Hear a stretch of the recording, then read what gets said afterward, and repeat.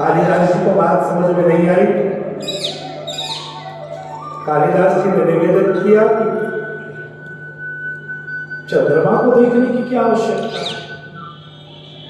अगर तुम्हें प्रेम नहीं करना है तो पक्षी जाति में किसी पक्षी से कर ले। इतने सारे पक्षी हैं, इन पक्षियों से प्रेम न करके तू चंद्रमा से प्रेम करने बैठी है, जो चंद्रमा तुम्हें कभी प्राप्त नहीं होगा, ना ही तुम्हारी कभी उससे मुलाकात होगी, ना ही कभी तुम्हारा उससे कभी मिलना होगा। दूर दूर तक का कोई संबंध नहीं। वो चांद है, तू एक पक्षी है, कब तक एक टक चंद्रमा को देखती रही। चकोरी बोली कि मैं आज से नहीं, बरसों बरस से प्रेम करती हूं और ऐसे ही प्रेम करती रहूंगी। और अगर मिलने की बात है तो मैं चांद से जरूर मिलूंगी, मेरे प्रेम की यात्रा पूरी होगी, मैं चांद तक पहुंचूंगी, चांद से मेरी मुलाकात होगी और मेरे प्रेम की यात्रा भी पूरी होगी महाराज। इसलिए आप निश्चिंत रहें, एक ऐसा समय आएगा जब मैं चांद को मिलूंगी। कालिदास जी ने पूछा कैसे? चकोरी बोली कि बस मुझे आपकी सहायता चाहिए। जब मेरी मृत्यु हो जाए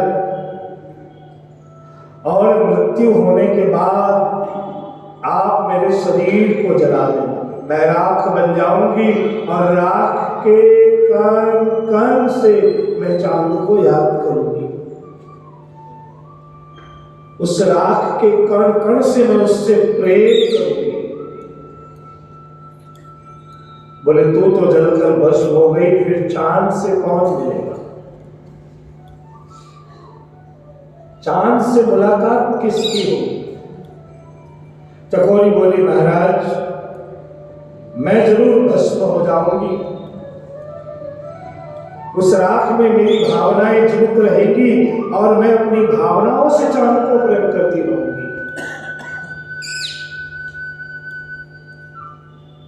कालिदास जी ने पूछा फिर मुलाकात कब होगी, मिलोगी कैसे? बोले महाराज आप जला करके चले जाना, मैं राख बनकर उसी जंगल में उसी स्थान पे पड़ी रहूंगी। मेरे भोले बाबा का नियम है कि जहां भी भगवान की कथा हो चुकी होती है, कथा होने वाली होती है, उस स्थान पे भोलेनाथ अवश्य पधारते हैं और उस स्थान पे जाकर के उस स्थान की भूमि को स्पर्श करते हैं, नमन करते हैं। एक दिन जब भोले बाबा को मेरे प्रेम की जानकारी होगी कि कोई प्रेम करते करते चकोरी इस जंगल में चली गई, तो एक न एक दिन भोलेनाथ इस जंगल में जरूर पधारेंगे। और जब भोले बाबा इस जंगल में पधारेंगे, रात्रि में आकर विश्राम करेंगे और रात्रि में विश्राम करने के बाद जब सुबह सुबह भोलेनाथ स्नान करेंगे, तो स्नान के बाद भोलेनाथ का एक और नियम है। क्या नियम है महाराज? चिता भस्मालेप गरल सबनम दे पटधरो। तो मेरे भोलेनाथ का नियम है कि रात्रि में विश्राम करने के बाद सुबह सुबह जब स्नान करते हैं और स्नान करने के बाद भोलेनाथ अपने मस्तक पे भस्म धारण करते हैं। और इस जंगल में भस्म कौन देगा?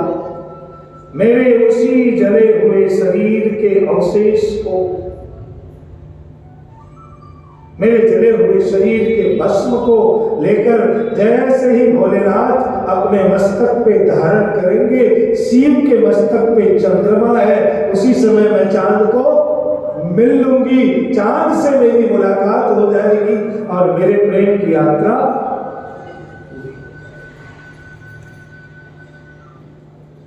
किसी ने गोपियों को कहा और गोपियां प्रतीक्षा करने लग गई।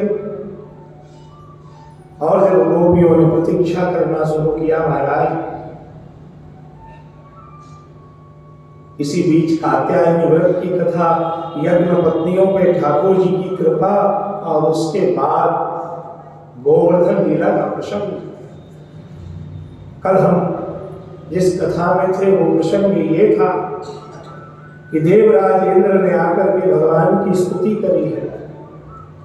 इंद्र की स्तुति से भगवान बड़े प्रसन्न हुए और प्रसन्न होने के बाद भगवान वापिस ब्रजभूमि में पधारे हैं। एकादशी का दिन था और एकादशी के दिन ब्रजभूमि में आने के बाद रोज तो नंद बाबा ब्रह्म मुहूर्त में जमुना जी में स्नान करने पधारते, लेकिन आज नंद बाबा मुर्गे की आवाज को सुन करके और ब्रह्म मुहूर्त से पहले जमुना जी में स्नान करने को गए। जैसे ही जमुना जी में स्नान करने के लिए गए, वरुण के दूतों ने नंद बाबा को पकड़ लिया और नंद बाबा को पकड़ करके वरुण लोक में लेकर गए। प्रातः काल सारे ब्रजवासी कोलाहल करने लग गए, तब जाकर भगवान पहुंचे हैं वरुण लोक में। और वरुण लोक से भगवान अपने पिताजी को जब लेकर के आए, तब ब्रजवासियों को वैकुंठ दर्शन करने की इच्छा हो गई। सारे ब्रजवासियों को भगवान वैकुंठ लोक लेकर पहुंचे और सारे ब्रजवासियों को भगवान ने वैकुंठ का दर्शन कराया। जब सारे ब्रजवासियों को वैकुंठ का दर्शन भगवान ने करा दिया, सारे ब्रजवासी बड़े प्रसन्न हुए। और प्रसन्न होने के बाद महाराज 5 अध्याय में महाराज की कथा है। इसी महाराज के प्रसंग में गोपी गीत है। इसी महाराज के प्रसंग में प्रणय गीत है। और ये तामस फल प्रकरण की कथा है। बड़े ही सुंदर प्रसंगों से शुरुआत होती है। सुखदेव जी महाराज कहते हैं कि भगवान पिता रात्रे शरदोत्फुल्ल मल्लिका विचरन्तुं मनश्चक्रे योग मायामुपाश्रितम्। अब हम 5 अध्याय के महारास में प्रवेश करेंगे। आइए उससे पहले कुछ क्षणों के लिए भगवत नाम का आश्रय करते हैं।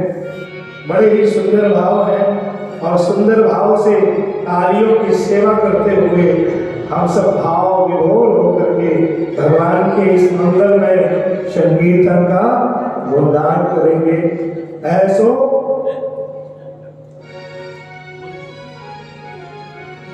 ऐसो जगत मटक लो ठाकुर तीनों लोक में नाय।